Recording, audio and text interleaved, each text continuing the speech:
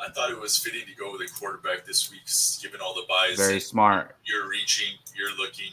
A lot of people love to roster two quarterbacks, so you're like, well, why can't I get someone in the outside of the top 12 fringe? But people roster two quarterbacks just to block you, and just for this reason specifically. So you look at juicy matchups, and you see Daniel Jones running around, and uh, they lost wide receivers, I believe.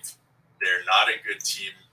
They're gonna go play against a Carolina defense that's, I would say, decent, middle of the packish, but he's just not the right option. I rather go Jameis Winston at Seattle. I rather go Tua and try to ride a hot streak. Just avoid Daniel Jones. That team's just not good. He's had a nice start to the year, but he's pretty much fell off a decent amount since then. So don't look at just overall numbers. Like, you're telling me against a Dallas offense, you lose 20 to 44 and only throw up 13 attempts. I don't even know what happened that week.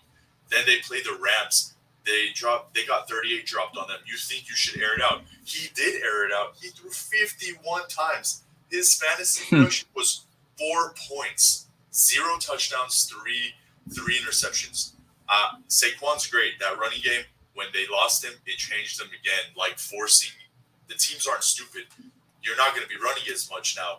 You're going to be forced to throw. He threw 3 picks. Like, it's not a wise choice. Don't look at overall fantasy points, because this is mistelling.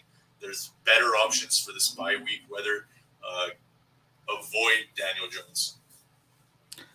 Yeah, no, that is a good one. And especially because at the start of the season, we had some surprises like Derek Carr, Daniel Jones. They were performing really, really well. So people were rostering them. And now, Daniel Jones was questionable.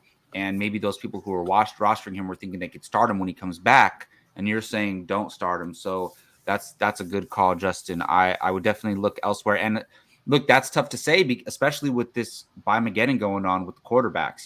It's tough to say bench a guy like that, but I think you're on the right track there.